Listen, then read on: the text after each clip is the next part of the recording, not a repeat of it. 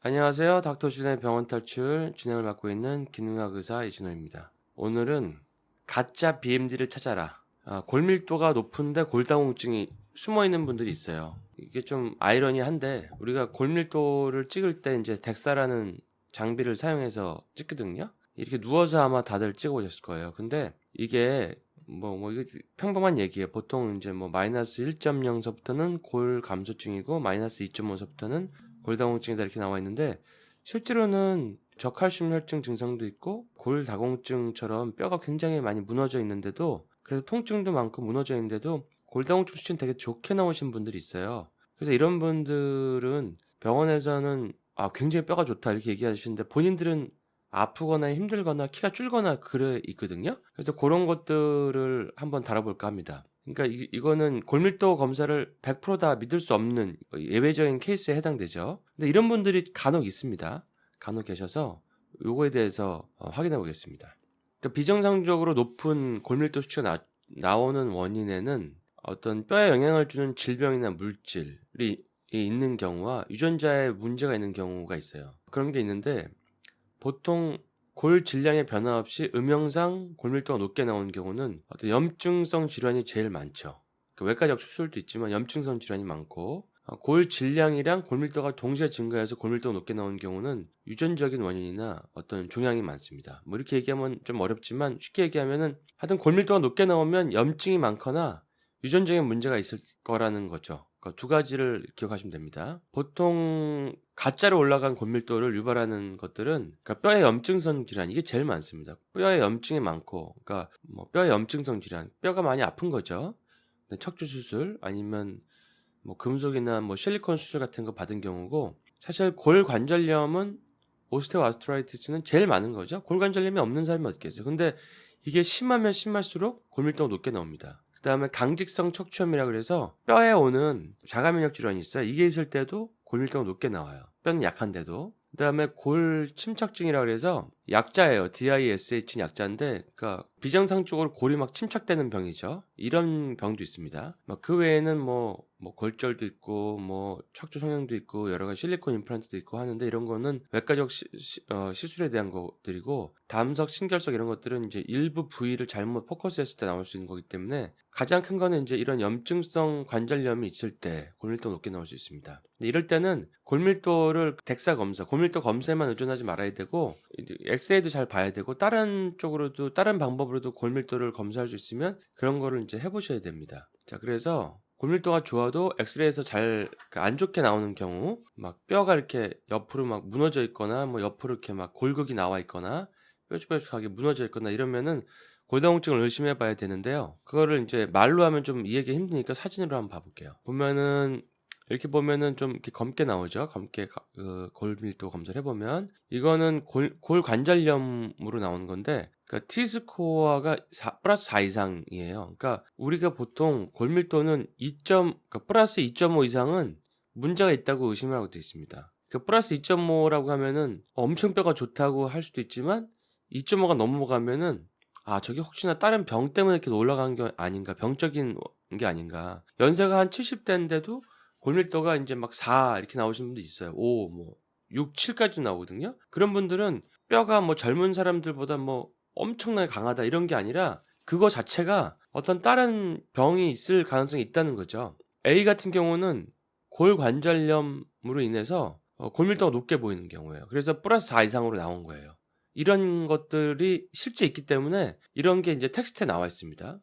밑에 텍스트 이름을 적어 놨어요. 두 번째는 강직성 척추염으로 인해서 이렇게 플러스 4 이상으로 나온 거예요. 그러니까 강직성 척추염 있는 분들은 일단은 그 강직성 척추염에서 척추를 찍어서 나온 골밀도는 그대로 받아들이시면 안 되는 거예요. 사실은 강직성 척추염 같은 자가면역 질환은 이 미토콘드리아 병증이라든지 해독이 중요하기 때문에 미토콘드리아를 돌리는 키 뉴트리언트가 칼슘이기 때문에 사실은 골밀도가 높아도 칼슘을 섭취하면 좋아질 수 있다는 거죠. 자가면역이.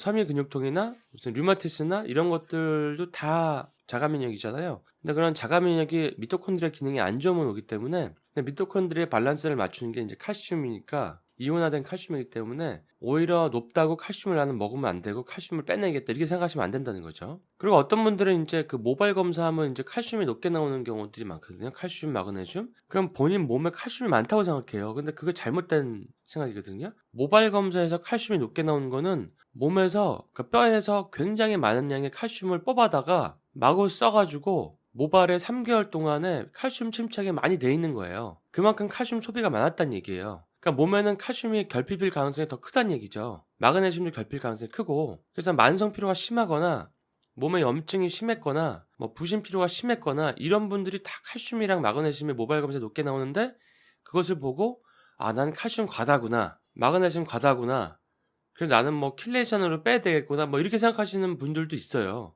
왜냐면 요즘에 이제 자체 검사를 자체 자가적으로 이렇게 검사를 병원에서 하는 게 아니라 그 키트를 주문해서 이렇게 검사하는 경우가 있잖아요. 그럴 때는 그 잘못 그렇게 이해하실 수가 있어요. 막 그러면서 뭐 느린 데서 빠른 데서 하면서 이렇게 영양소가 투여가 되는데 중요한 거는 몸에서 칼슘, 마그네슘이 많이 쓰였다는 거예요. 그 원인이 있다는 거고 그걸 찾는 게 중요한 거고. 그러니까 예를 들어 또 다르게 아연이 높아도 아연이 결핍인 거고 그런 식으로 이제 몸에서 많이 소비될수록 혈액에 많이 유출되면 그게 모발로 담긴다는 거죠. 자, C를 볼게요. 그 유전성이나 설명되지 않는 케이스로 높은 골질량을 보인다. 물론 우리가 모든 병이 다 설명될 수가 없어요. 그걸 다 알지 못하는 것도 많이 있거든요. 골절 위험 증가는 없으나 경미한 골이형성증이나 부력이 낮아 물에 잘 안 뜨고 확장된 아래턱, 추가적인 뼈, 큰 골격과 발 등의 증상. 뭔가 이거는 성장 호르몬이 뭐 과다하게 증가됐거나 뭐 이런 걸 수도 있겠죠. 아니면 유전적인 문제.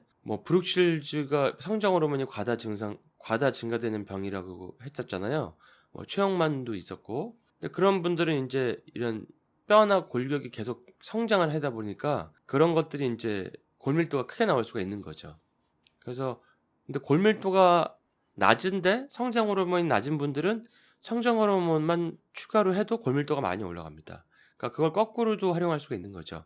이런 케이스들이 있었고요. 자, 이거는 이제 제가 찍은 건데 되게 신기한 경우들 보세요. 여기 보면은 골밀도를 이제 어떤 분을 찍었더니 7이 나오셔서 7, 8. 그러니까 일반적으로 나올 수 없는 수치거든요. 그 연세가 지금 거의 60대 중반이신데 근데 고관절은 또 1.8이니까 좀 2.9네요. 2.9. 그러니까 2.9니까 굉장히 높죠. 뼈가 엄청 좋다 그랬다. 뭐 예전에 찍은 병원에서 연락이 또 온 적이 있다. 뼈가 왜 이렇게 좋냐고. 근데 이거는 골밀도가 좋은 게 아니에요. 이거는 비정상적인 문제가 있는 거예요. 그래서 이거는 의심을 해봐야 돼요. 의심을.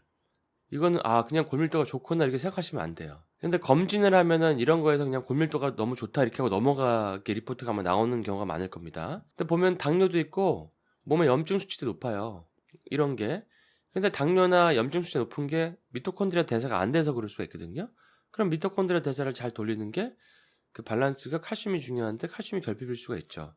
그래서 이제 사진을 한번 보니까 뼈가 굉장히 많이 이제 이렇게 휘어 있고 무너져 있고 이런 옆에 이렇게 뾰족뾰족 튀어나온 것들 이게 전부 다 골격이라고 하는 거예요. 원래는 가지런하고 해야 되는데 이건 아예 붙어버렸어요. 이런 데가 붙었죠. 아예 붙어버려고 뾰족뾰족 튀어나오고 이거는 왜 이렇게 뾰족뾰족 튀어나왔냐면은 어떻게 하든지 이걸 지탱하기 위해서 자체적으로 이런 것들을 만들어내는 거예요. 골격 이런 뼈 무슨 돌기처럼 나온 거죠. 그다음에 목 같은 경우도 여기 보면 뒤에 이렇게 허옇게 보이는 게 이제 앞에도 좀 보이고 뒤에도 보이는데 이런 건 석회화거든요. 그러니까 뼈가 좋은 사람들은 석회화가 안 생겨요. 이거는 근육에 있는 칼슘들을 다 뽑아다가 분목되듯이 목뼈를 안정화시키기 위해서 자체적인 어떤 그 방어 기전 이런 거죠. 그래서 칼슘 석회화가 이제 목 뒤에 있는 거죠. 그냥은 이게 버티기가 힘드니까. 그러니까 이런 게 생겼다는 게 뼈가 좋은 분이 이렇게 생겼을 리가 없죠. 근데 이제 골다공증이 4가 막 6, 7 나온다고 뼈가 엄청 좋다 이렇게 생각하시면 안 된다는 거예요. 이거는 그러니까 가짜 골밀도, 가짜 BMD예요. 가짜 골밀도 상승이에요. 그러니까 이런 것들을 이제 보여드리는 겁니다. 다른 분들도 또 있어요. 다른 분들도 보면은 칼슘 부족 증상이 다 있어요. 그 다음에 이제 혈관도 좁아져 있으시고, 그 다음에 몸에 이제 뭐 염증, 관절에 염증도 있으시고, 혈압 당뇨도 있으시고, 뭐 이런 게 다 있으시고, 부정맥도 있으시고, 근데 사진을 찍어보면은 굉장히 아까 사진처럼 골격이 심하고, 뼈에 염증이 많고, 디스크 수술도 하고, 관절이 이렇게 압박이 돼 있고 측만증도 심하고 이것도 이제 가짜 골밀도죠. 골밀도는 높게 나오는데 이거는 이제 이거 보세요. 골밀도 높게 나오는데 이렇게 뼈가 그냥 아주 위태롭게 돼 있고 골격이 굉장히 심하게 나와 있고 이게 허리뼈인데 완전히 이렇게 커브가 돼 있어야 되는데 일자에다가 뭐 이렇게 뭐 옥수수 무슨 이렇게 안 맞듯이 나오고 들어가고 나오고 뭐 이렇게 돼 있어요. 그리고 좀 간격도 좁아져 있고. 그러니까 이런 게 골다공증은 굉장히 높게 정상으로 나오시는데 골다공증이 정상이 아니라 이거는 가짜 가짜 BMD 가짜 골밀도예요. 가짜 골밀도. 그렇게 얘기할 수 있죠. 가짜 골밀도. 그래서 제가 한번 찾아봤습니다. 골밀도가 수치가 너무나 높게 나왔을 때 어떤 프로세스를 거쳐서 진단을 하는지에 대해서 이제 나와 있더라고요. 자, 이걸 뭐 전부 이해할 수는 없고 일단은 왼쪽 오른쪽이 있는데 이게 허리랑 오른쪽에 이제 허리랑 골반 두 개 다 올라갔을 때 보면은 아크로메갈리, 그러니까 이제 성장 호르몬 과다증도 있고 에스트로겐 임플란트도 있고 그다음에 유전적인 병도 있고 그다음에 스켈레탈 플루오로시스, 그러니까 불소가 침착돼 있다는 거죠. 불소. 그러니까 불소 침착. 그다음에 뭐 프랙처. 과거에 이제 오히려 뼈가 한번 부러지고 그러면은 더 올라갈 수가 있다. 골밀도가 높게 나올 수 있다. 그다음에 C형 간염에 익스포저가 되면 또 골밀도가 높게 나올 수 있다고 나옵니다. 그래서 성장 호르몬이 과다하게 나오나 아니면 그다음에 진짜 불소가 많이 몸에 쌓여 있나 C형 간염이 있나 이제 이런 걸 검사하는 것들이 있어요. 그래서 이런 경우는 엑스레이를 꼭 찍어보라고 나오고 그다음에 몸 전체 덱사 검사, 골밀도 검사를 해보라 그러고 특히 손목은 이제 그런 불소 침착에서 좀 보존되니까 손목을 찍어보라 그러고 뭐 이런 식으로 이제 이렇게 치료 프로토콜이 쫙 나와 있습니다. 그러니까 이런 걸 참조하시고 난 골밀도가 높으니까 칼슘이 너무 많아. 그래서 칼슘을 빼야 돼. 그래서 마그네슘 먹거나 뭐 어떤 뭐 킬레센 주사를 맞거나 이러시면 안 된다는 거죠. 엑스레이를 보고 엑스레이가 딱 일반 사람이 봐도 뭔가 이거 안 좋은데 막 왔다리 갔다리 옆으로 하고 휘어져 있고 막 무너져 있고 옆으로 막 손 같은 게 이렇게 막 삐져나와가지고 막 지탱하고 있으면 그거는 뭔가 뼈가 힘들어 한다는 얘기죠. 근데 그 중에 이제 하나 궁금한 게 중간에 불소 침착이 나오니까 제가 이제 불소가 어디서 오는지 궁금해하실 것 같아서 불소에 대해서 간략히 얘기해드리면 원래 요오드 먹으면 불소가 빠져나가거든요. 그러니까 24시간 소변으로 요오드 검사를 하면 거기 요오드, 브롬, 불소까지 검사를 할 수가 있어요. 그게 다 그 할로겐족 독소들인데 뭐 오늘은 브롬 얘기가 아니고 불소니까 불소는 이제 읽어드릴게요. 불소, 함유, 수돗물, 인스턴트 음료, 치약이 많죠. 치약. 그다음에 어렸을 때 뭐 이렇게 불소 이렇게 이빨 뭐 한다고 해서 학교에서 막 불소를 이렇게 뭐 하고 그런 거 하신 거 아마 기억나신 분도 있을 거예요. 저는 기억이 잘 안 나더라고요. 이렇게 치약, 불소 치약, 구강청결제 뭐 이런 것들이 갑상선 저하, 성조숙증, 낮은 지능, 골다공증 여기 나오네요.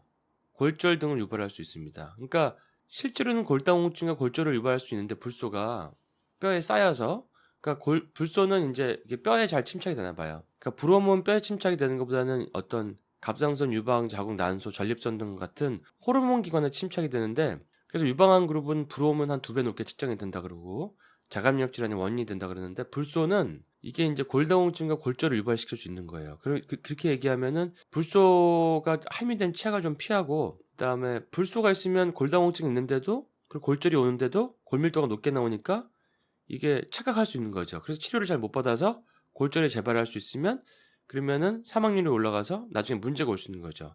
물론 몸의 전체 어떤 만성 질환을 관여하는 칼슘 대사가 떨어질 수 있기 때문에 혈압, 당뇨, 치매, 암, 자가면역 등이 증가할 수도 있는 거고 그다음에 이런 골다공증이 생기고 골절이 오는데도 검사가 안 되고 가짜로 골밀도가 올라가서 또 연이은 골절을 일으킬 수 있다.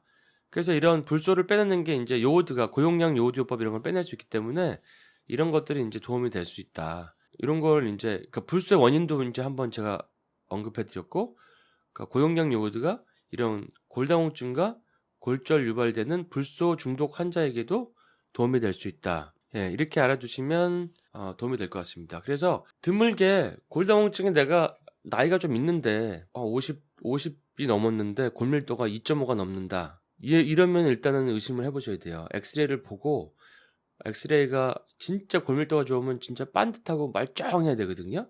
20세 골밀도처럼. 근데 그게 아니라 심하게 무너져 있으면 불소 중독이나 심한 염증이나 뭐 자가면역이나 뭐 여러 가지 다른 원인들을 체크해 봐야 된다. 그래서 숨겨진 골밀도를 찾아내서 숨겨진 골다공증을 찾아내서 그것을 체크해서 치료를 해야지 잘못하면 놓칠 수가 있다, 이런 얘기입니다. 그래서 이건 이제 레퍼런스를 어디서 가져왔는지를 궁금해하신 분들이 있어서 여기에 넣어놨으니까 참조하시기 바랍니다. 자, 오늘은 여기까지 하겠습니다. 눈 감으면 넌 내 옆에 있는 것 같아. 여기 커플 티셔츠, 커플 반지